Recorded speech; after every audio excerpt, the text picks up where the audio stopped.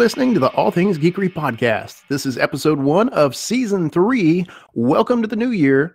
I'm your host, Detached. Hey guys, and I'm Victus. Well, guys, we want to welcome all our listeners back to the show. And if it's your first time with us, well, then we thank you for stopping in and joining us. We hope you guys have an amazing time and enjoy this episode.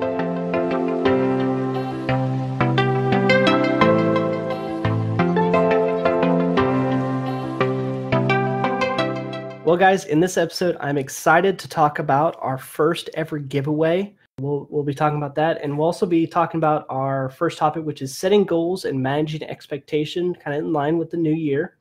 We'll delve into some of the hardware announcements that we found most interesting about the latest CES conference. And then to finish out the episode, we'll cover a couple non-mainstream games which have caught our attention recently. All right, guys. Well, welcome to 2019. The geeks are back, and we have a lot of stuff to talk about tonight. So we're going to jump right into things, and we officially have our very first giveaway. We are giving away a digital copy of the Little Nightmares Complete Edition. If you guys have never played this game, then definitely you're going to want to go jump out onto our Twitter. We've got a Gleam competition going right now. It is up until the end of this month. We've had a lot of people sign up already, so go check it out. If you've never played the game, it is a horror RPG side-scrolling puzzler, and it is well worth the effort of jumping in and playing. It has got an amazing little story. It's quite fun and challenging, so if you guys have never had a chance to play it, then we will send the links out to you all. You can find those in our descriptions down below, and they are out on our Twitter page, so go sign up for them. Yep, I wish you guys the best of luck, and it's a good note to start with the giveaway and go into our next topic, which is talking about goals. I mean, we're starting out the new year, and everybody's trying to do the, what am I going to do for my health? What am I, the New Year's resolution, all right? What am I doing for the next 40 days? What am I doing for the next 40 days? Let me re-up my gym membership for the next month and never go. But, it's a good perspective to talk about because, in working on a project, which this podcast, you always have to be looking at how you can improve, what next milestones you can look at. And one of those was, this giveaway is a great example, is how we can give back to our listeners. It's an example of when we set out and how to function with it, how to roll it out and get it implemented, but also with that type of resolution or metric to look at, and whatever project you're working on, you want to make sure that the goals that you are setting are realistic. You start out, people like the gym memberships, all right. And I've done it. Where come out and I was like, all right, I'm gonna be a 5K runner by the end of the year. I think I touched the treadmill once that year. but Great goal. Great goal. And those long distant goals are good to have, but you need to for one, set up those little tick marks along the way that you set that you can easily get to. For those that are streamers out there, or content creators, or bloggers, or artists, or whatever it may be, whatever you're in, you can have that ultimate goal. That's great. That's awesome to push for, but reel it back in, bring in, look at what your short term is, whether if you're a streamer, how can I be consistent? How can I be, stream for so many days? Those are great goals. How, if it's a YouTuber, how can I improve upon it in the short term? Better audio, if I can include video, if it's there, or whatever it's in. It's all about, for one, the short term, and then manage the expectations of those. Well, and I think that's the toughest part is managing those expectations. It's easy to write stuff down on the paper or a board of this is what I would like to do, but actually managing that becomes even tougher at times, especially if you don't have somebody that holds you accountable for it. I think if you're a disciplined person and you have a bit of a regiment kind of set up, it's easier. But when it comes to things like streaming, podcasting, gaming, writing, workouts, whatever it might be, if you're not a disciplined person, it's pretty easy to get out of the habit and kind of go back into that slump. Or it is for me, anyways. I really, really have to push myself. And one specifically is the workout area. It's easy for me to slough those off and not do anything with it. But I enjoy the workouts. And I'm a goal person. I enjoy having goals and things that I can focus on and do. And it just makes you a better person all around if you've got things that you're continually working on. And I think you mentioned the podcast is something that we sit down frequently and talk about. We enjoy doing it because it's an amazing hobby, but we're always looking at how we can improve things with our community. We're looking at how we can improve things with the content that we provide. We're looking at how we can improve our speaking ability, our whole presentation of the podcast. And I think that comes down to a lot of streamers and gamers out there. They do the same thing. They've got goals and things that they really kind of strive for of how can I make this better? How can I make it more entertaining? How can I make this look nicer and better for the people that are watching? Yeah, absolutely. I mean, one new thing that the listeners, you guys, the listeners, probably noticed is that our intro music is brand new. It is brand new. Brand spanking new for the new year. It is a goal that we set out for in how to make this podcast unique and our own. Is every aspect of it is unique to us and create it. And one of those being the intro music. What type of feel do we want for that? And that was a goal that we set out, and we accomplished it. It wasn't a you got to set goals that are within your ability to actually execute. If you're doing something like content creation and your goals are to hit a certain viewer count or hit a certain subscribe count, those are good. But inside of that, you need to set goals that you can hit along the way that is very obtainable and within your control to hit and reach. Yeah, I think we've talked about it before on this show. It's a massive learning curve. I think for any content creator, just getting into certain things, whether it be streaming, YouTube, social media, whatever it might be. The podcast was a big learning curve for us. We've learned a ton of things over the last couple of years. So this is basically our third season that we are now launching into.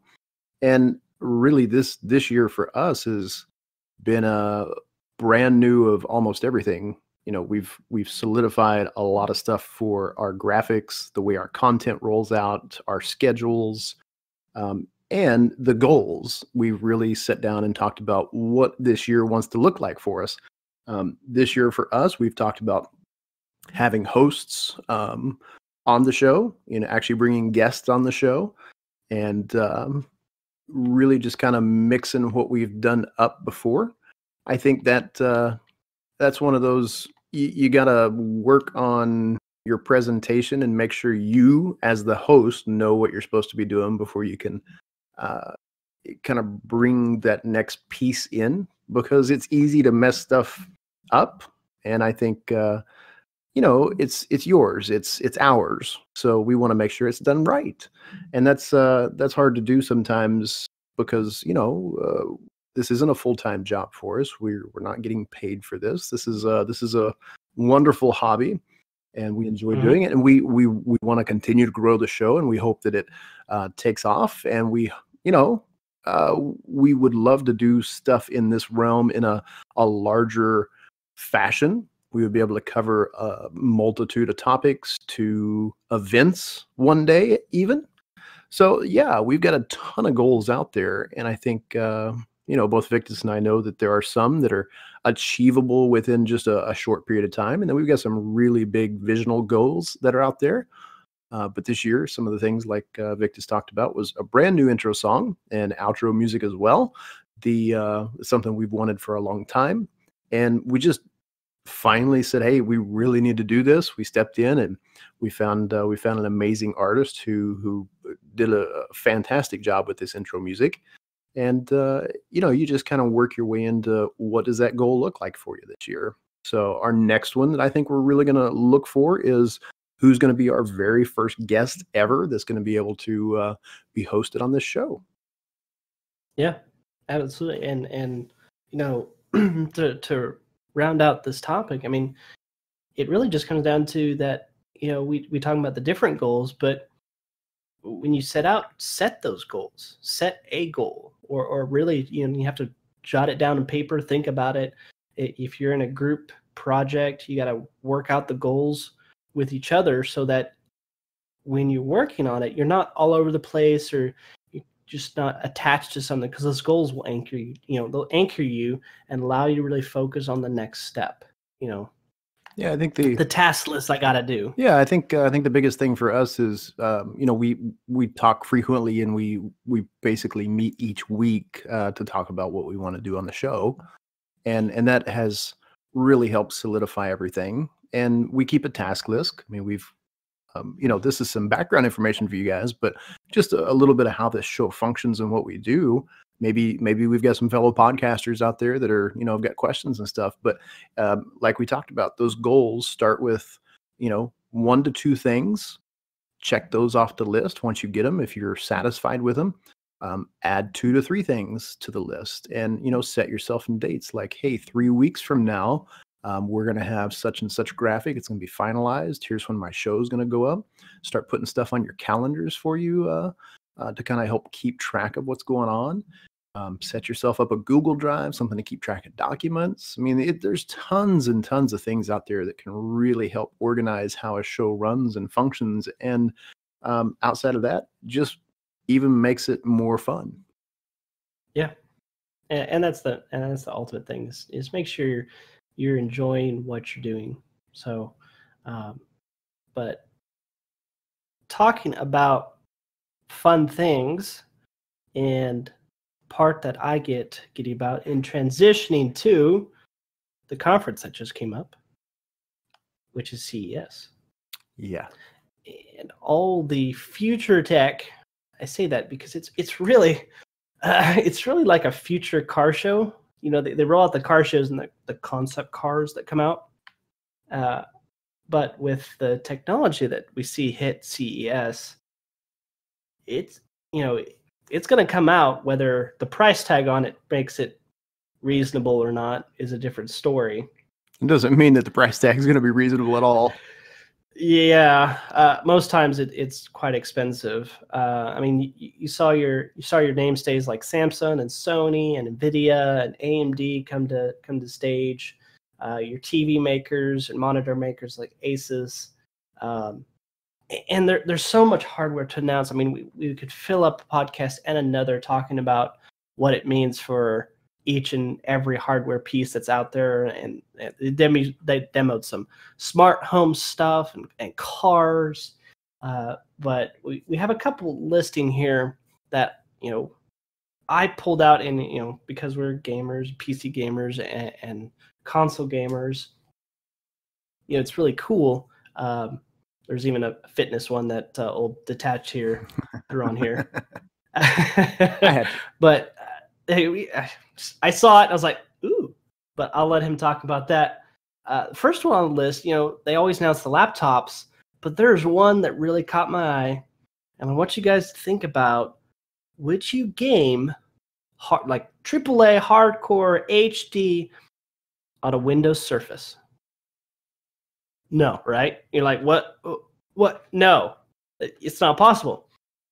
ASUS and their their group Republic of Gaming came out with their pseudo laptop gaming mobile apparatus that's called their Mothership.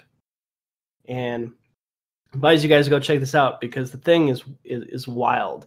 The design is very cool in how they built it, but it's like a Surface tablet where you got the screen and then the detachable keyboard, and you can really hook up any other apparatus to it. And that thing can play AAA HD 4K graphic games. Unreal. Which is amazing for such a small machine. Right. And it really is. It's no thicker. It's a little bit thicker than some of the modern like Surface Pros on the market. Once you detach that keyboard. But I think one of the coolest features I had of it, and I don't know why laptop makers or these mobile gaming makers have not thought of it yet, but the venting on the device is at the top, away from your legs, so you don't cook them. Right. Right. I mean, why has no one built something like this yet? Right. It's taken how many years worth of tablets and different gaming systems to have this one small change. You're right. And although the price tag, it's got to have been over 3,000-4,000 for the device. I think it was upwards of maybe 6,000, which is astronomical.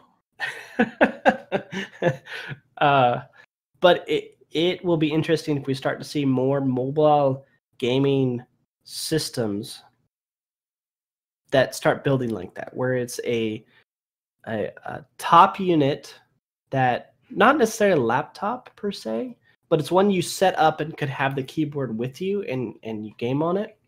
That is built like this. Well, this one is the only one I saw like that. Yeah, I mean, you look at just the gaming industry in general, and I mean, for instance, streamers, large streamers that are going to events. I mean, most of them are gonna want to game and stay intact with their communities.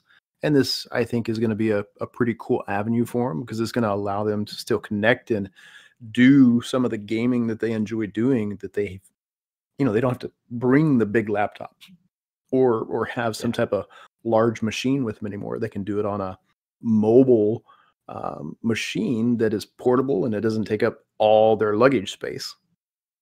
Yeah. And there was Alienware came out with their next laptop, and there's some really awesome designs they did to that.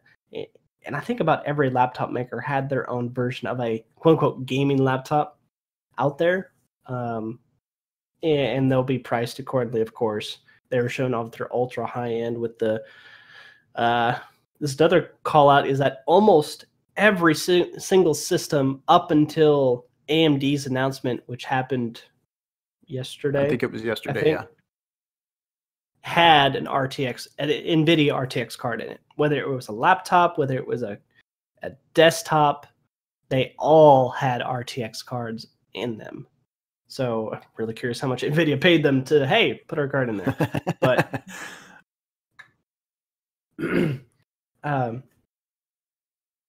talking about AMD, they're a little late to the party in the graphics department, with NVIDIA beating them with the RTX cards, and so and they've always been the one where if you didn't want to shell out for the NVIDIA, they were the competition, and they always had the cheaper card. So do you think they showed up late, or do you think they were waiting to see if NVIDIA had failures off of these higher end cards and trying to learn? That could be the case. I know, I threw a monkey wrench in there.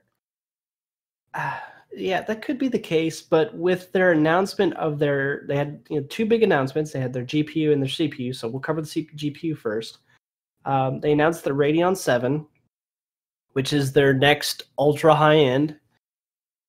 But it wasn't too impressive. I mean, the thing about AMD's GPUs is they're still so dang power hogs. Yeah, they are compared to NVIDIA's, and the specs on it were not even going to come close to the 2080 Ti's, or even what the next like Titan or whatever it's going to be. Right. So, but their price, of course, their price is always cheaper. So I don't know. In the GPU market, I don't know how AMD can keep up with NVIDIA.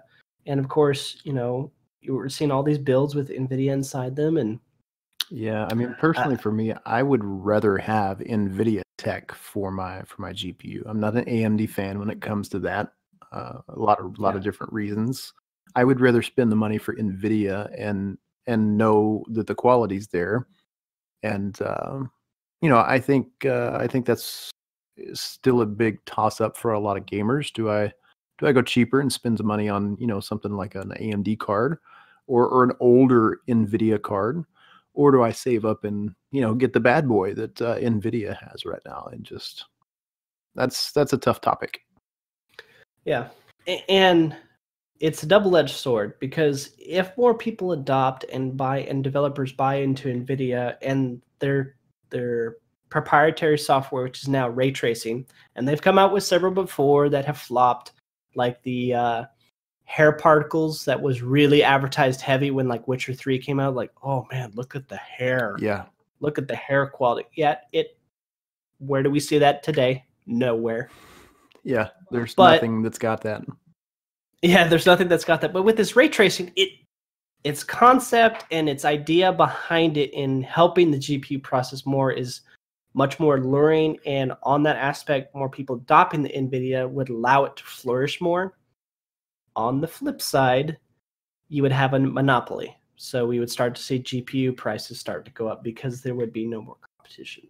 So I think AMD is holding on just because they're really the only competition to NVIDIA. Yeah, there's nobody else out there that comes close to either one of those companies. Yeah, I can't even think of another GPU maker. I can't even think of another. Yeah, besides those two. So that tells you right there, there's two people. Yeah, and the one exists just because there needs to be an alternative at this point. I mean, really, that's my opinion. Yeah. So, and people like the AMD cards. I mean, I personally, I'm right there with you. I'm an NVIDIA user. Last generation, there was some AMD cards that held their own against some mid-tier NVIDIAs, and pricing made them competitive. So, well, I expect the Radeon to drop some when it comes out to try to fit in to where it needs to and fight correctly against NVIDIA's card. So we'll see on the GPU once it actually releases, hits the market, how popular it is and how it performs as well.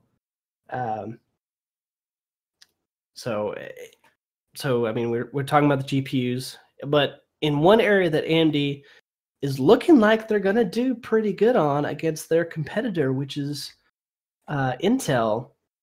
They announced their next CPU, which is quite a shocker in so much that it's the first 7-nanometer CPU. And that 7 nanometers just means that they're shrinking the CPU specs down smaller. You fit them close together, more efficient. Yeah. Broke it down right there, done. Yeah. Intel hasn't done that yet. And also with the specs on this newest card, it went up against one of Intel's i9s, 8 cores, yeah, i9s, and it held its own, which was amazing. And AMD, which is amazing because AMDs are always $100, $200 cheaper. Yeah, sometimes even more, depending on what you're getting. Sometimes even more. Cheaper than what Intel would have. So yeah, I'm excited for that. Again, most of my PCs and laptops have had Intels in them. Again, back to the whole AMD discussion, but yeah, this thing was keeping up with the Intels, which was pretty amazing. I do question when you get to something like those guys for heat sinks and just controlling the amount of heat that's pumped out by that. Well, and that's where it actually was a shocker in that it used half the total wattage of the Intel CPU. Which is bonkers. Yeah, which is, whoa. Why don't you apply that to your GPU? I've asked that question numerous times and not had an answer. It's like, it makes sense that two different teams are working on it, but maybe some optimization should be shared across the aisle there. Like, hey, you guys got your power, how about, all right. Yeah. But, whatever. So, well, they didn't release official specs. I'm optimistic about it. It may make me a adopter of AMD stuff, or CPUs at least. It will make you a little less bankrupt. A little less bankrupt when I go to upgrade. You know, don't have to shell out the $600-700 that Intel wants for their high-end CPUs. So we'll see. Yeah, for sure. I'm excited because hopefully this year I have a PC build coming. Hopefully that I'm helping. We shall see. Yes. Yeah, my nerdy co-host here will be giving me the specs for what I would like. Yep. Yeah, next up, some really cool technology. If you guys have followed along with CES at all, then you probably saw the smart clothing that they talked about called the Tesla suit.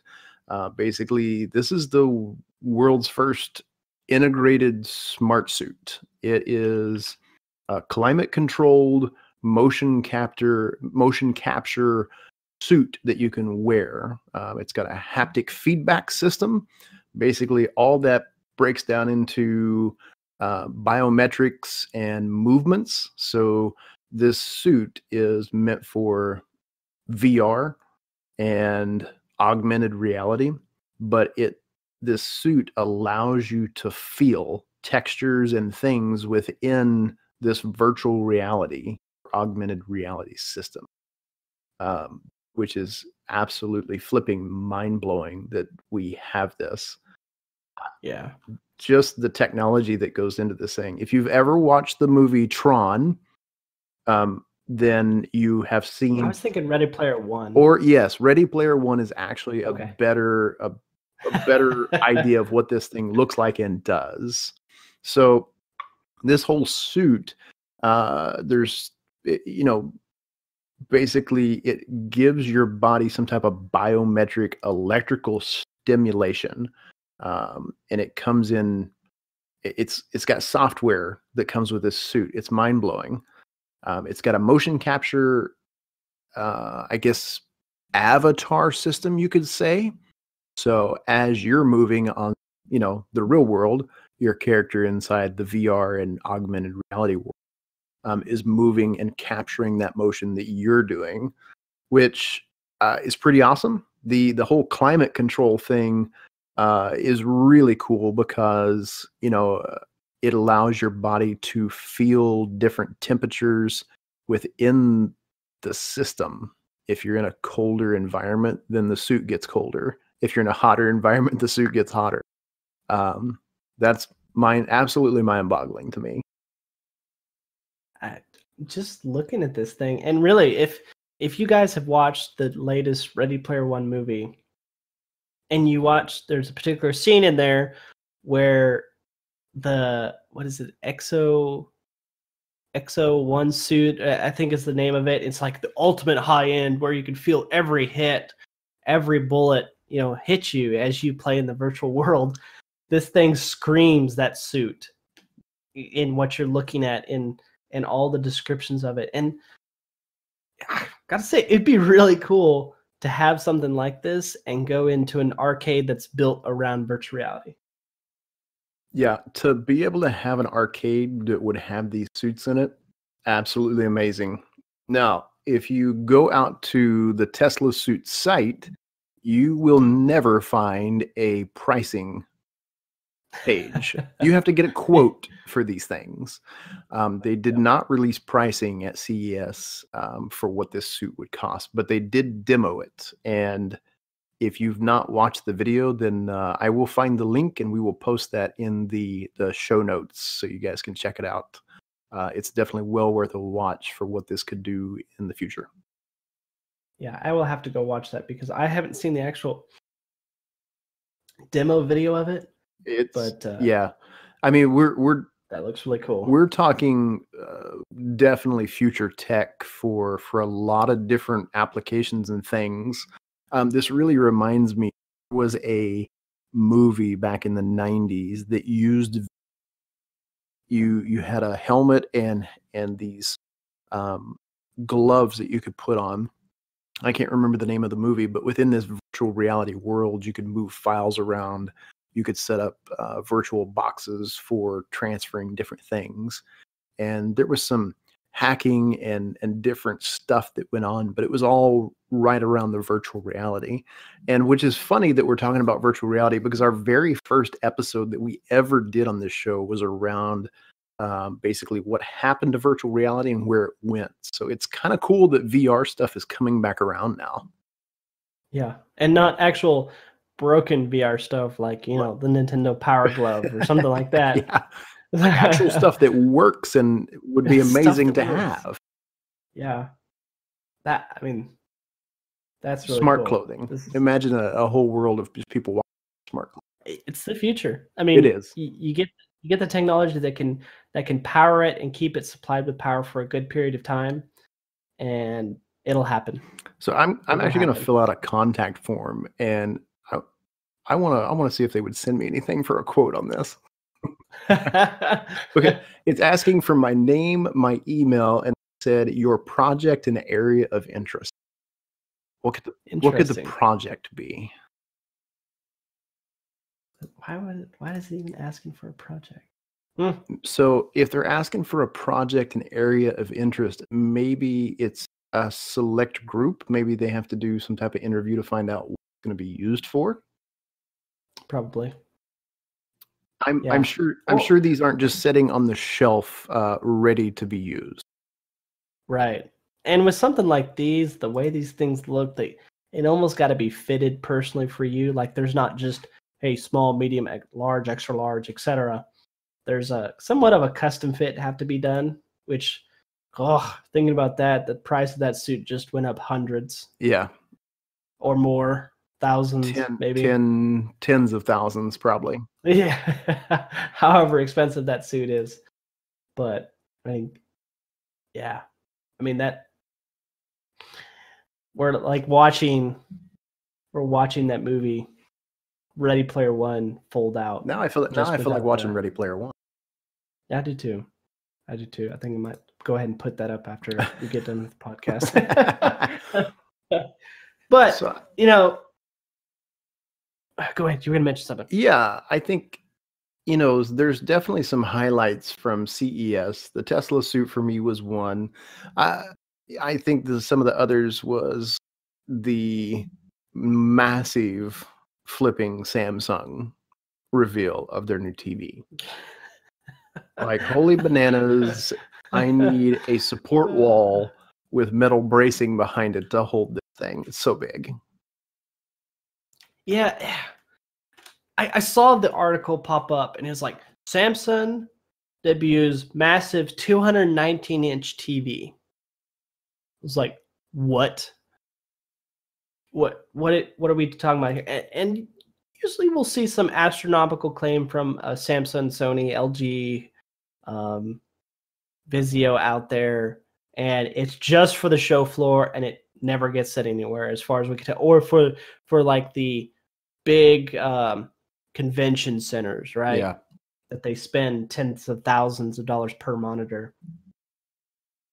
And this probably falls in line with, it, or those that just have beyond way too much money. But the technology with it is, for one, it's like micro-sized in thickness. It uses a new micro LED technology, allows it to give it that pull off its form. But also, according to these articles I'm reading, you could actually buy smaller versions of the TV and start snapping it together in so much that you can expand the image even more. Yeah, it's basically mobile, which is awesome. Yeah. Now, thinking of the size, I had a 100-inch theater screen in my old house. This is 219 inches. That's just, that's like we're approaching Jumbotron size, being able to play in crystal clear quality of gaming, movie watching, entertainment consumption. Yeah. Ridiculous. Whoa. Just whoa. Let me go ahead and All right, there's my kidney on the black market and my spleen. Okay, I think I could put a down payment on this TV. Did they say how much it was going to start? I don't even know. I was just looking. Yeah, I was just looking through here, and I'm not seeing the price right now. But yeah, no price that I can see right now. Oh, man, I can't even imagine. I can't even imagine. Say that though, but prices of, I mean, we're starting to move through the generation of the technology of TVs, and like it was with the flat screens, that was a big one, and then it went to HD, and then it went to, what was it? LED. LED.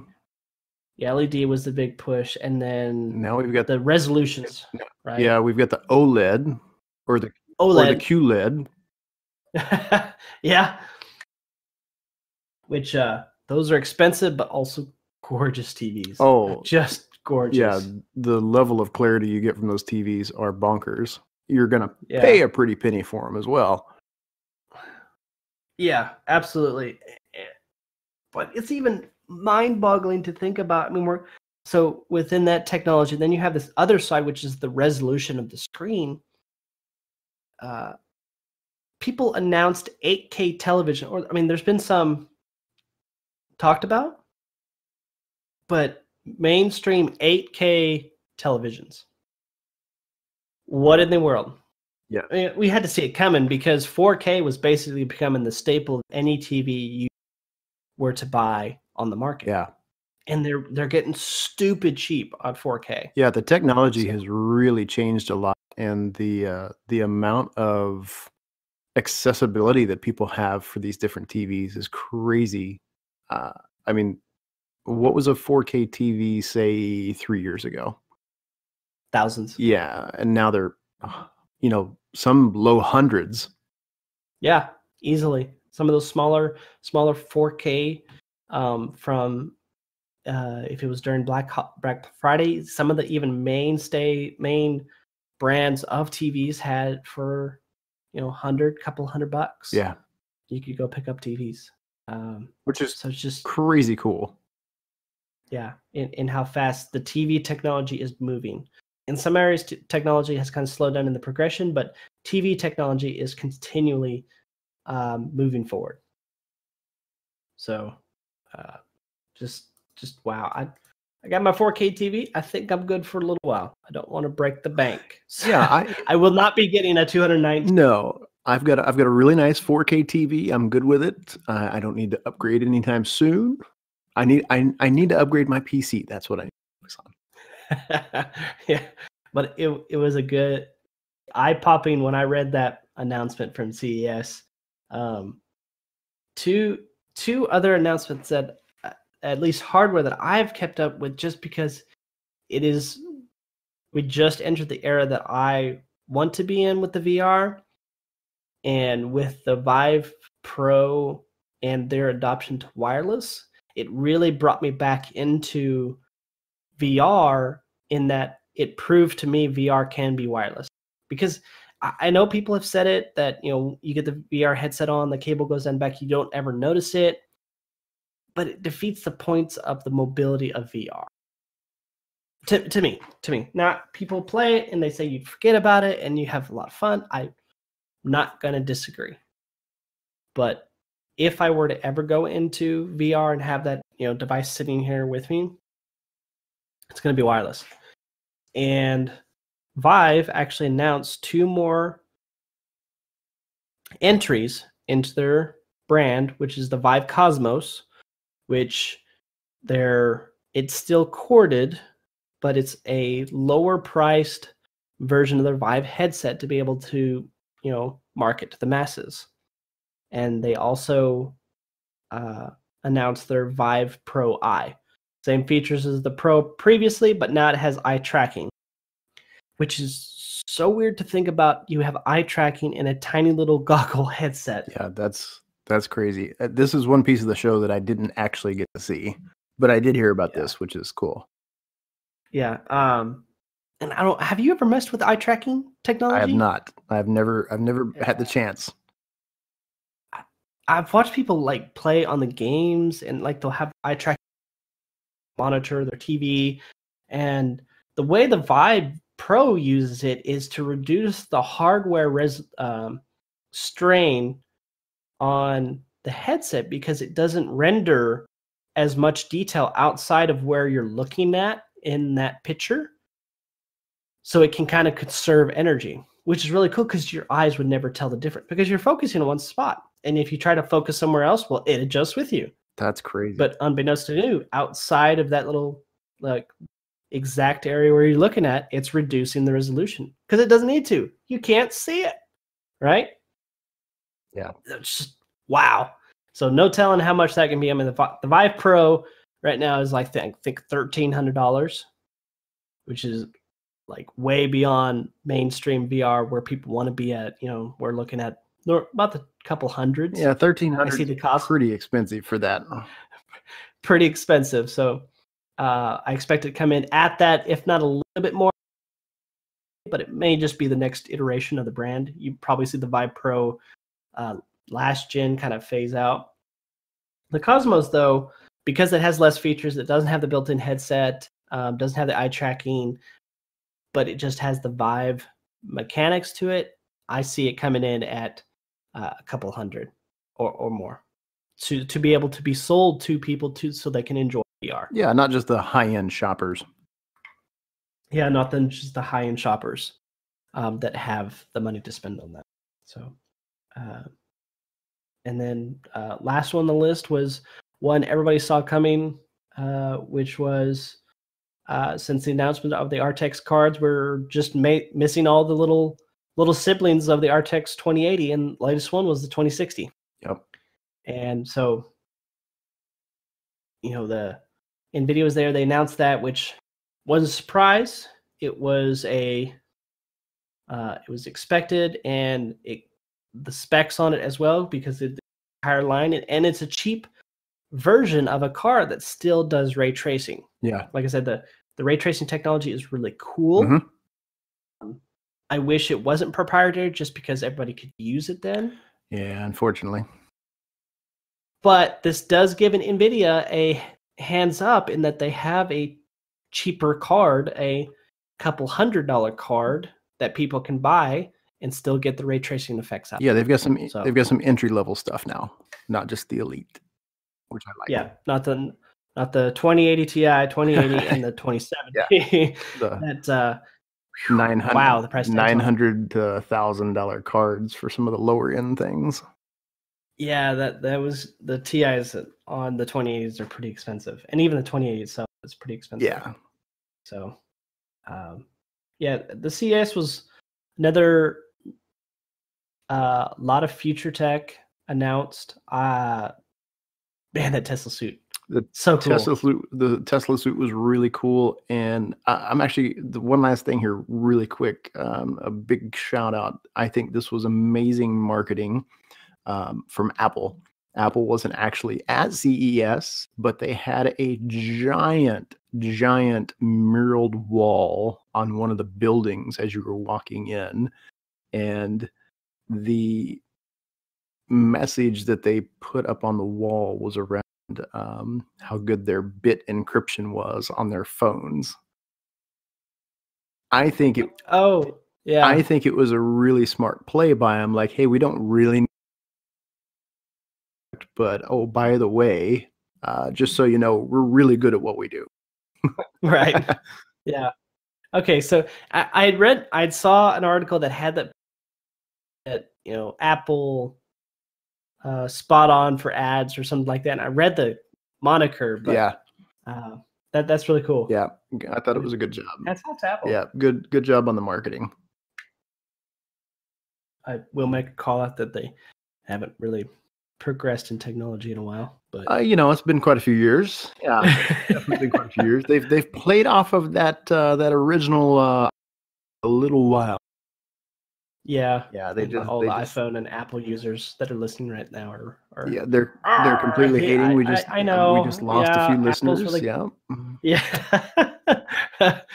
Anyway, on to our game review section of the podcast.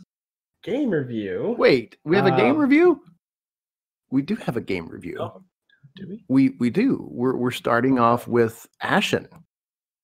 Yes, a game I haven't played yet, but I am excited to get into. I have not played it either. With a shameless plug of I'm going to start it as my first stream game. Come, you guys are listening to it Monday, so to be tonight. Yes, make sure you guys go look Monday. Victus up. It's twitch.tv whack Victus Dark Arrow. Go give that dude some Victus Dark Arrow. Yes. It'll bring you up. Yep. But yeah, I'll be playing Ashen. I'm excited to play it because of what I've seen and heard. It really channels the Dark Soul spirits and play on words there. Yes.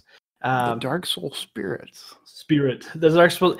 I've said that thing multiple times in my head. There's no better way to state it. In that, the game is called Ashen, all right, and it does a lot of call outs to, where world where nothing lasts.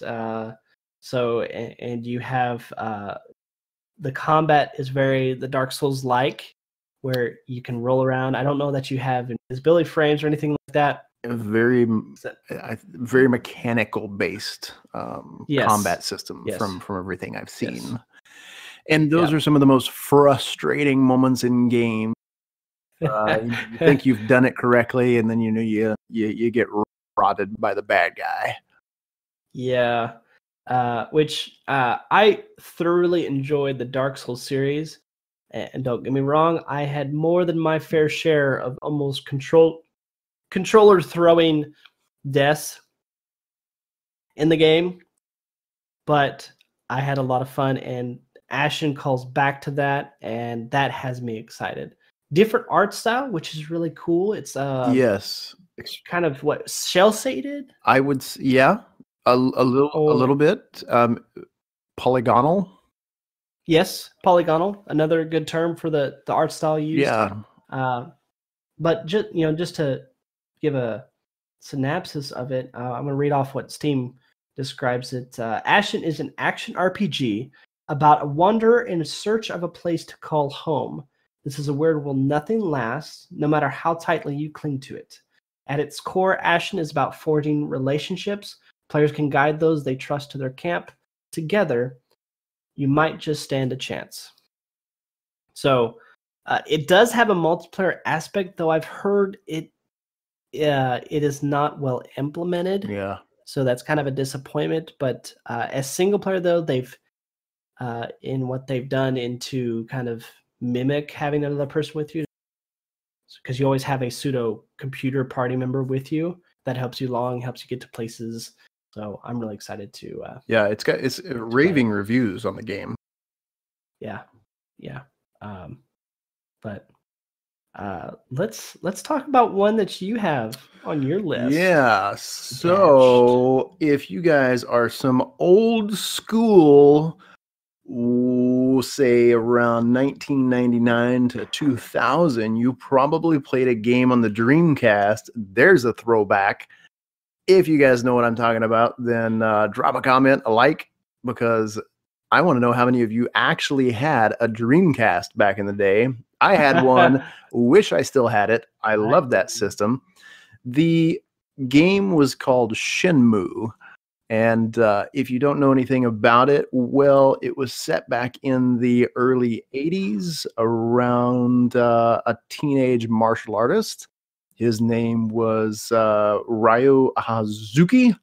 And there was basically a family accident, and you're doing some detective work, and you're trying to find out what happened to your father and your family. The basis of the game was a action level. You had martial arts, you had quick reactions. So if you were facing an enemy, a lot of the mechanics that were behind it were quick reaction to the button. If you've played Lara Croft style games, maybe you're sliding down a mountain and all of a sudden it says, hey, you need to hit the Y button to be able to do a move. Shenmue was really one of the first games that I saw that kind of incorporated that quick reaction button mapping.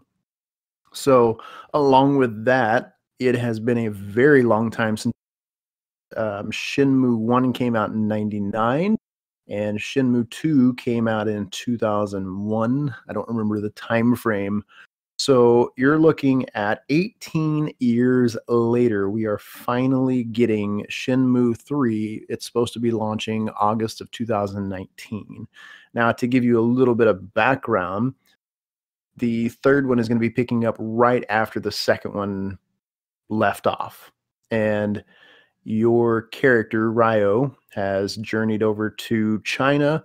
You're looking for your father's killer still, and you end up meeting a brand new character. It's a mysterious character that nobody's seen in the game yet. And it's really cool how all this came about because the original game was released on, Sega, and it was published by that group. And the same authors and directors of the game started a Kickstarter over 10 years ago for the effort to get this game produced. And in that period, I don't remember how long it was, something like 28 hours, they ended up raising something like $6.5 million in a 28-hour period for this game. To date, it's the fastest raised amount of money for a Kickstarter event. So with all that said, they have produced the game. They're still working on it. There's not a lot of details out there other than basically the synopsis of what the story is going to be.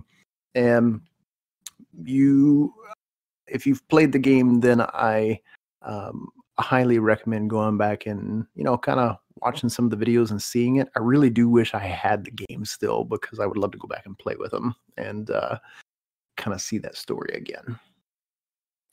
Yeah, I mean, just reading the story background for this game, and understanding the cult following to the game, I really hope it doesn't become another Duke Nukem.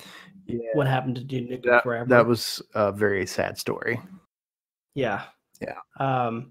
Especially being in thought process, and maybe it's because the development has been like basically 3 years, because that's how long since the Kickstarter started. Yeah. For it, and maybe that helps it along and gives it, more optimism to be a great game, or true game for those that love those previous two. Well, I think right now they're playing off the memory of what people from the Shenmue. So I think they're really hoping that the like you said, the cult following brings kind of the crowd to the, and I hope it does. I really hope this game does well. This was kind of a later teenage year favorite of mine.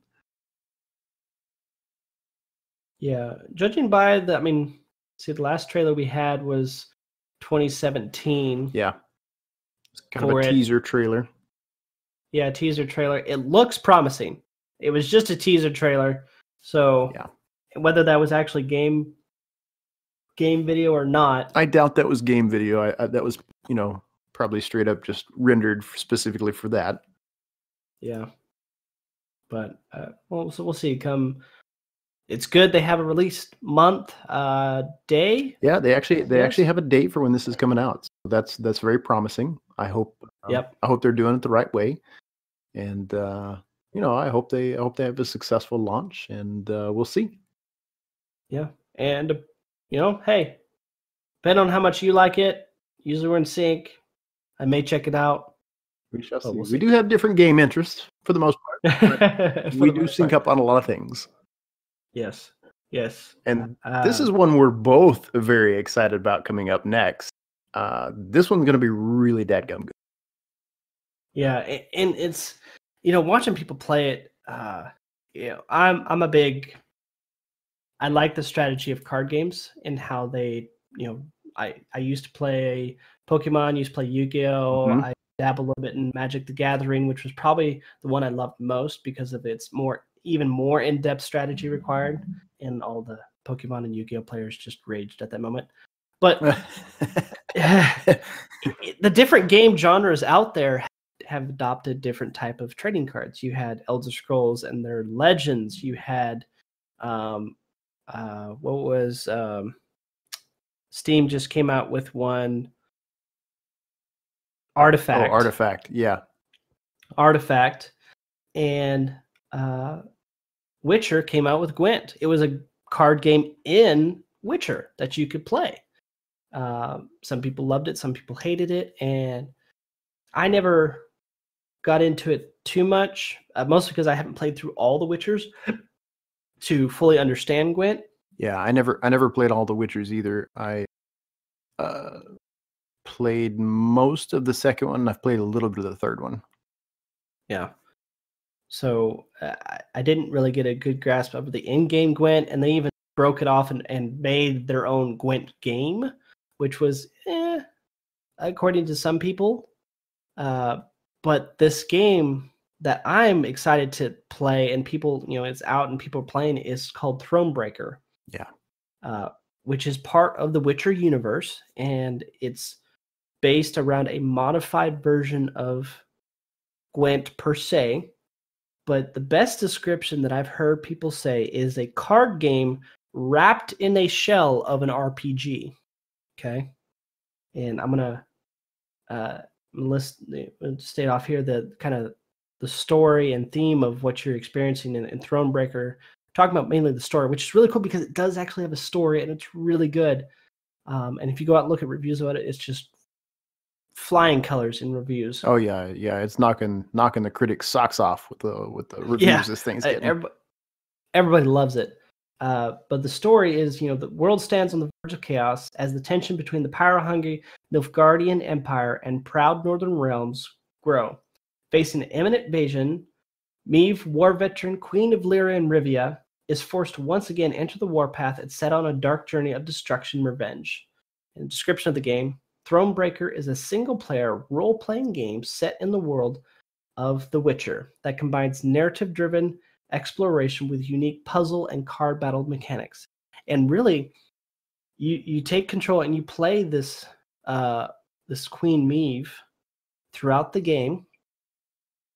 But each battle sequence is a card game, whether it's a card from your deck you've built or it's a built-in puzzle that you have to figure out. Yeah. And outside of that, they have dialogue. Every single line is voiced inside that dialogue. And on Steam's website, it says you have 30 different possible endings to the game, which is, whoa. I mean, some of the decisions you made at the beginning of the game impact what happens at the end. And I love that style of game. That makes it intriguing. That has me excited. So it will be on my, I think it's my number 2 game on my games to stream list. Cool. So I look forward to playing it. Yeah, I'm excited to get that one. That one's going to be a lot of fun to have. Absolutely. And that's one of those games that you can just sit down and enjoy. You don't have to.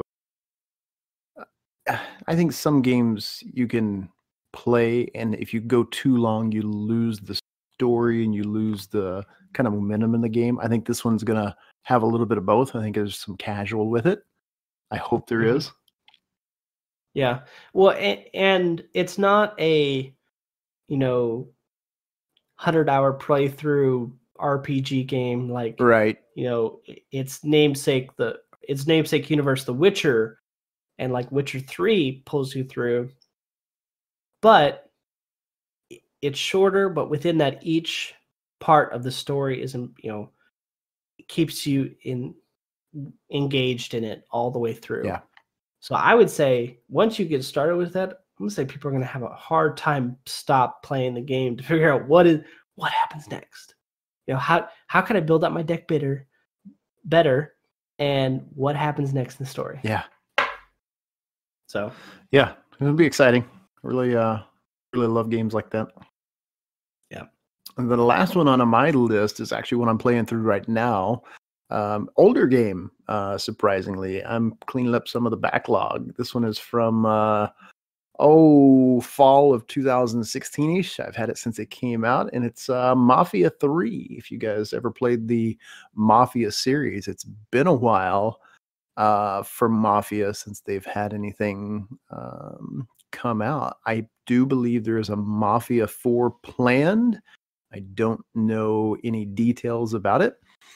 Mafia 2 came out 2010, so you're looking at a 6-year kind of development for this Mafia 3. But just like the Mafia series, you get to play this gritty, hardcore mobster game. And the third one is no different. You are a Vietnam vet, former special forces, and you were adopted into a mobster's family. They ended up getting murdered. So now you're on a revenge path to take over the city and clean up the dirty mobsters, even though you're a mobster. So you're a good but bad mobster, which You're a anti-hero. Anti-hero mobster, yes. Okay. You are giving this back to its original people. It's kind of an old bayou story, so you're down in New Orleans. It's a fictional town, but yeah, you get to take over specific sections of the city, set up your crime syndicate, and yeah, it's a lot of fun. It's a really, really good story. It's a mobster story. So Godfather it up. Nice. I have to say, I've never even checked into any of the Mafias. Oh, they're so good. So does it have RPG aspects to it, or? It does. So Okay. does have the RPG. It's a third-person view game. There are a campaign storyline that is interactive within the world. So it's not a linear story that you play through.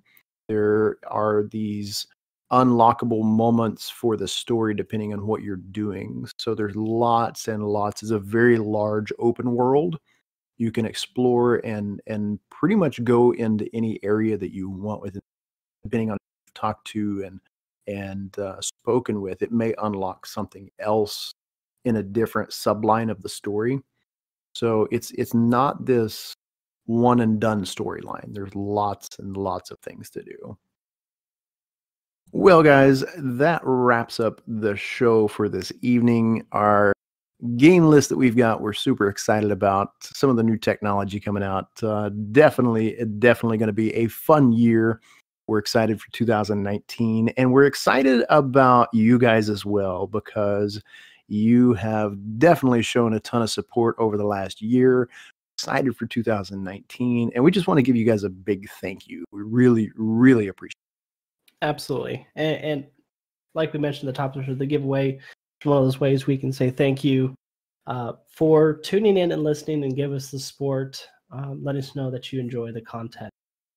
And, if you did enjoy the episode, be sure to stop by. You can check out our show on iTunes, Spotify, or on our website at allthingsgeekery.com. Don't forget to subscribe, drop us a review, let us know how we're doing. You can also connect with us as you have been over on Twitter or our Instagram page, and those links will be in the notes below. Yeah, and if you guys have any specific topics or things you want us to cover in a future episode, well, just email those to us over at podcastatg@gmail.com. But guys, that wraps up this podcast. So as always, you stay awesome, and we'll see you in the next episode.